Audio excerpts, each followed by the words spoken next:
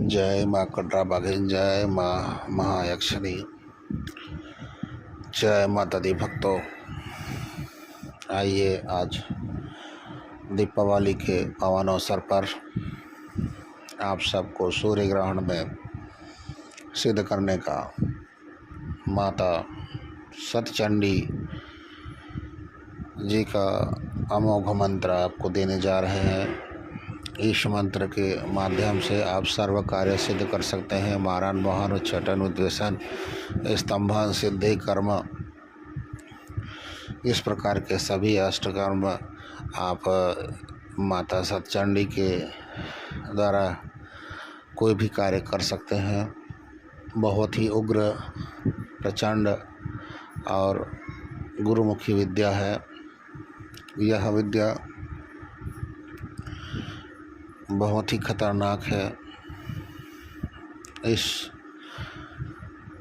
माता को सिद्ध करने के लिए आपको विशेष समय अवसर का आप समय अनुसार इसको सिद्ध कर सकते हैं। जैसे सूर्य ग्रहण, चंद्रमा ग्रहण, दीपावली, अमावस्या की रात्रि में, और धैर्यतापूर्वक इसकी साधना करें। वैसे तो इसकी साधना 41 दिन की होती है, 21 दिन की होती है, और शांत मुद्रा में इसका पाठ करना चाहिए, जाप करना चाहिए। यह 2 प्रकार की साधना होती है, एक तामसिक और एक सात्विक। तो हम अधिकतर तामसिक और तड़क भड़क उग्र साधना ही करते हैं क्रोध मुद्रा में। क्योंकि हम शुरू से क्रोध मुद्रा में इस मंत्र का आवाहन करते हैं, अतएव सभी मंत्रों का क्रोध मुद्रा में आवाहन करते हैं। और हमारी प्रक्रिया अधिकतर समसानिक प्रक्रिया होती है, और इस प्रक्रिया में, तामसिक प्रक्रिया में जब हम साधना करते हैं तो शमशान में जाकर इसकी पूजा अर्चना करनी होती है, और कुछ सामग्रियाँ लगती हैं विशेष। एक खैरा कलर का बकरा और एक काले कलर का बकरा लगता है। खैरा कलर का बकरा माता सतचंडी के लिए लगता है, और काले कलर का बकरा वीरभद्र, चंड भैरव और क्रोध भैरव के लिए लगता है। इसमें आप 5 प्रकार के फूल, 5 प्रकार की मिठाई, लौंग, इलायची, बंगला पान और इत्र की बोतल, शराब की बोतल, काला खप्पर, श्रृंगार की सामग्री, माता का श्रृंगार और मसान सेट। इसे विशेष लगता है काले कलर का आसन, काले कपड़े से या तो कम्बल के आसन पर बैठ करके इस मंत्र का आवाहन करेंगे। जाप काल के दौरान दीपक जलेगा, दीपक रहेगा, सरसों का तेल, चमेली का तेल और तिल का तेल, इसमें से किसी भी एक का आप चयन कर सकते हैं। जाप के दौरान आप आसन बंधन, घेरा बंधन, सुरक्षा कवच करेंगे। उसके पश्चात में आप मंत्र का आवाहन शुरू करेंगे।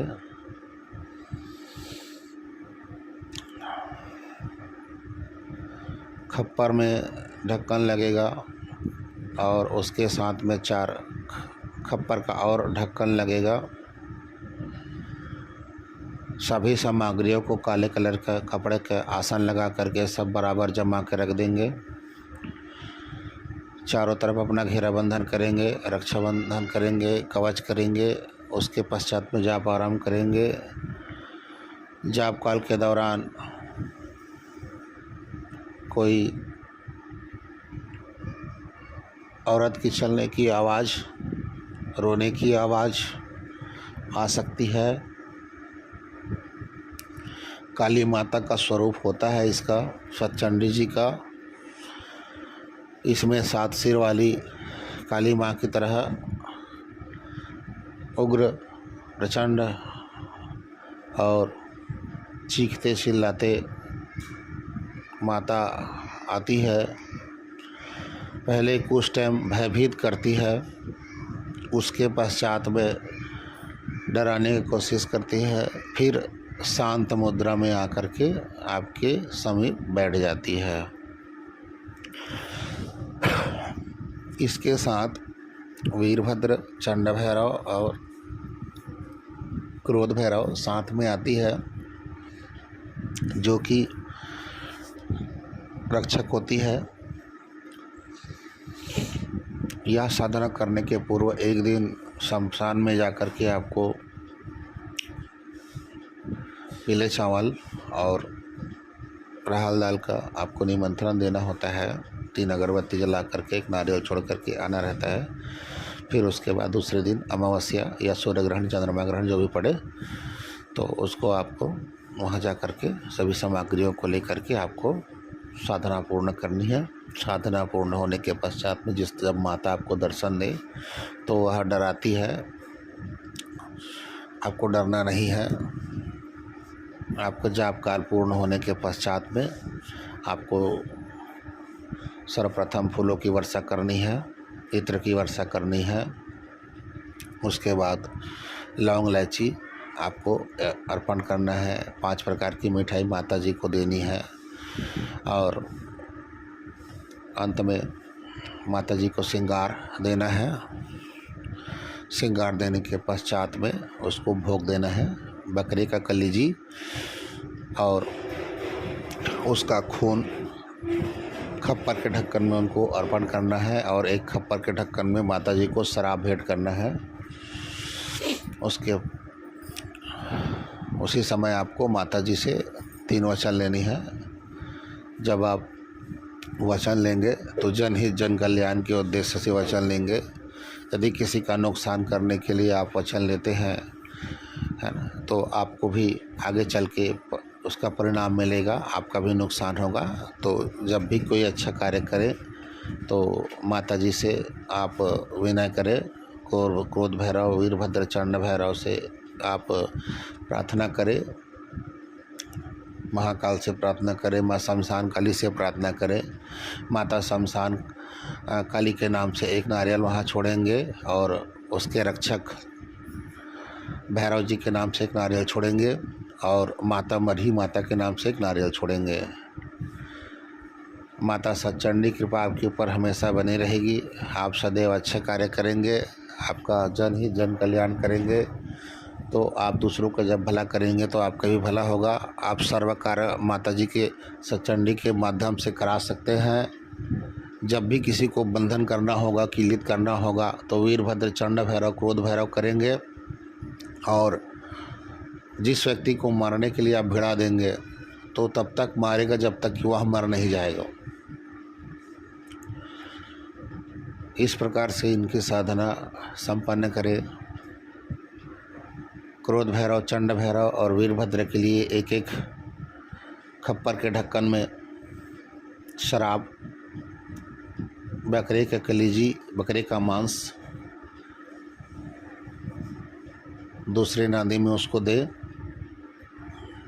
उनसे भी आप प्रार्थना करें कि जब मैं इस मंत्र में आपका आवाहन करूं, तत्काल आप खड़ा होकर के मेरा कार्य सिद्ध करें। जिस कार्य के लिए मैं आवाहन करूंगा मेरा काम सिद्ध करें और माता जी के साथ में आप भी मेरा सहयोग करें। इस प्रकार से उनसे भी वचन लेना है। मसान का जो सामग्री है उनको भेंट करेंगे आप। उसमें रहता है शराब, रहता है काले कब्बर रहती है, काले कपड़े रहते हैं, चना, मोरा, लाई, काला चूड़ी, ये सब रहता है और सभी सामग्री आप वहाँ पे अर्पण कर दे। 5 प्रकार की फूल मिठाई वहाँ पे अर्पण करें, गांजे का होम देवें और थोड़ा सा बकरे का मांस कलेजी आप मरही माता और शमशान काली है ना और भैरव जी के नाम से वहाँ पर छोड़ दें। सभी देवी देवताओं को प्रणाम करके वचन ले करके आप शांतिपूर्वक वहाँ से अपने घर को आ जाएं। घर पहुँचने के पूर्व आपको कहीं पे तालाब मिले या बोरिंग मिलता है या नल मिलता है, उसमें आपको हाथ पैर धोना है। हाथ पैर धोने के पश्चात में फिर आपको थोड़ा देर वहाँ रुक जाना है।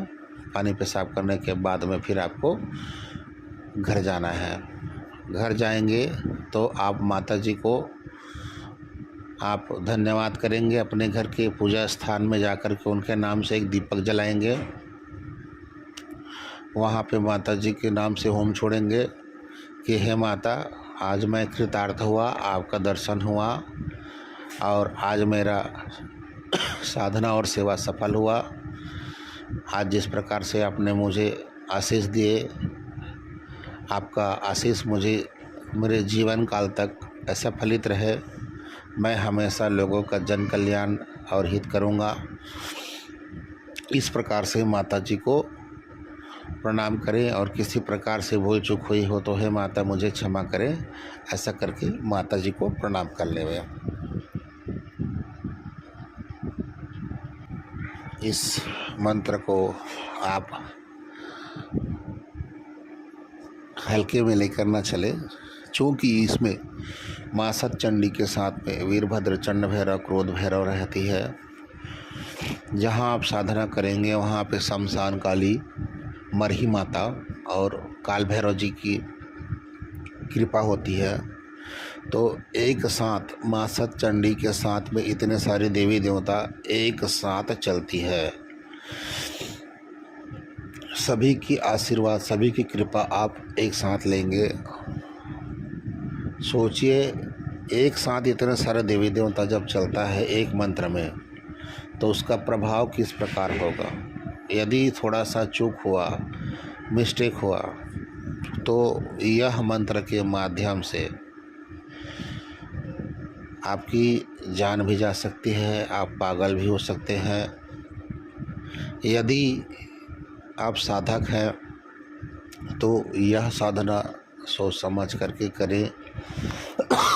इसलिए करें क्योंकि यदि आपका दुश्मन आपसे ज़्यादा शक्तिशाली और प्रबल हुआ तो इसी मंत्र के माध्यम से आपको निस्तो नाबूद और बर्बाद कर सकता है।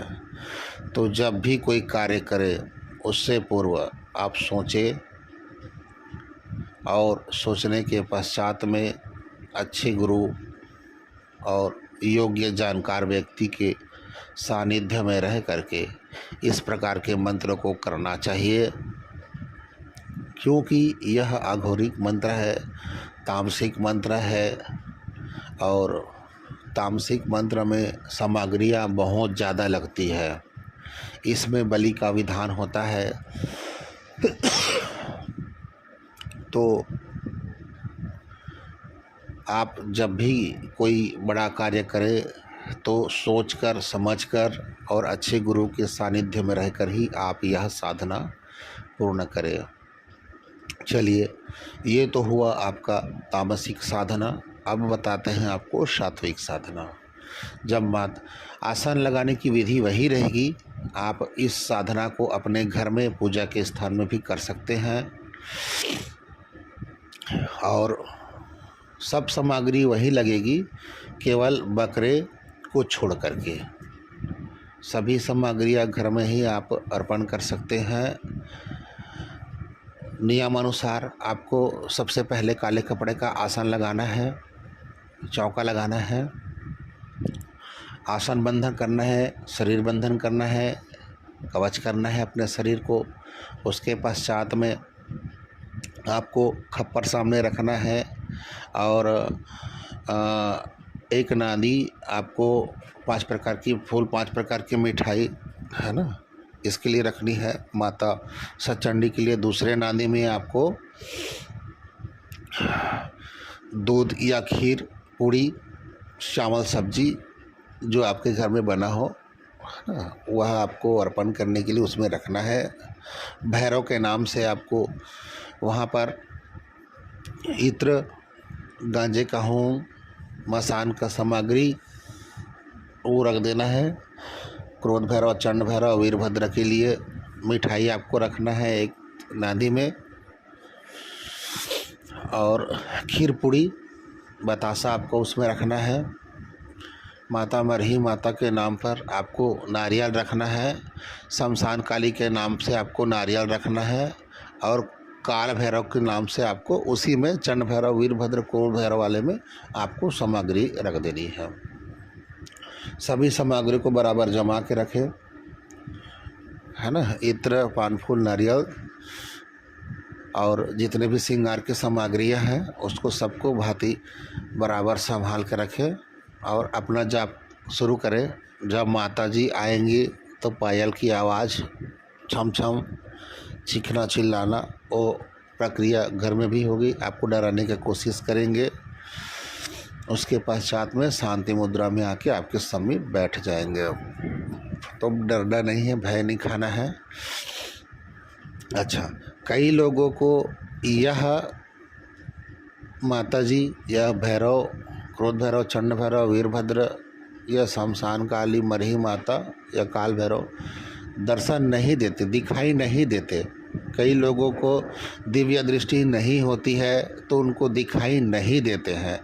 तो वह साधक ऐसा ना समझे कि हमने इतना मंत्र का जाप किया, हमने माता जी का आवाहन किया, परंतु हमको दर्शन नहीं हुए, हमको उनकी कृपा प्राप्ति नहीं हुई। इस प्रकार की अपने मन में भावना नहीं लानी है। कई लोगों को दिव्य दृष्टि नहीं होता है तो उनको दर्शन नहीं मिलते हैं, तो उस समय आपको निराश नहीं होना है। तो आपको किस प्रकार की अनुभूति होगी ये हम आपको बताते हैं। जब माता जी आ जाएगा तब आपके पूरा शरीर के एक एक बाल खड़ा हो जाएगा। आपको ऐसा लगेगा कि आपके आगे पीछे कोई चल रहा है, आपको कोई छूने की कोशिश कर रहा है। पायल की आवाज़ आना शुरू हो जाएगा, है। इस प्रकार से आपको वहाँ पर महसूस होगा, कोई चीज़ आके खड़ा हुआ भारी भारी सा लगेगा, सिर दर्द करेगा, आपके पीठ में अकड़न होगी, कुत्ते के रोने की आवाज़ आएगा, सियार के रोने की आवाज़ आएगी, पत्ते के झरझराहट आपको सुनाई देगा। दिखाई आपको कुछ नहीं देगा, लेकिन इस प्रकार की अनुभूति आपको वहाँ हो सकती है। घर में रहेंगे तो आपका पूरा शरीर, रोम रोम पूरा बाल खड़ा हो जाएगा, आपका वजन लगेगा, बेचैनी लगेगी, सिर फटा जाएगा दर्द से। इस प्रकार की अनुभूति होती है। जब इस प्रकार की अनुभूति आपका हो तो माता जी को प्रणाम करें। वीरभद्र, चंड भैरव, क्रोध भैरव, काल भैरव, माँ मरही माता, शमशान काली जी को आप नमन करें और सभी सामग्री उनको भेंट करें। 3 वचन लेने के पश्चात में, पहले आपको 3 वचन लेना है, उसके पश्चात में सभी सामग्रियों को माता जी को भेंट करना है।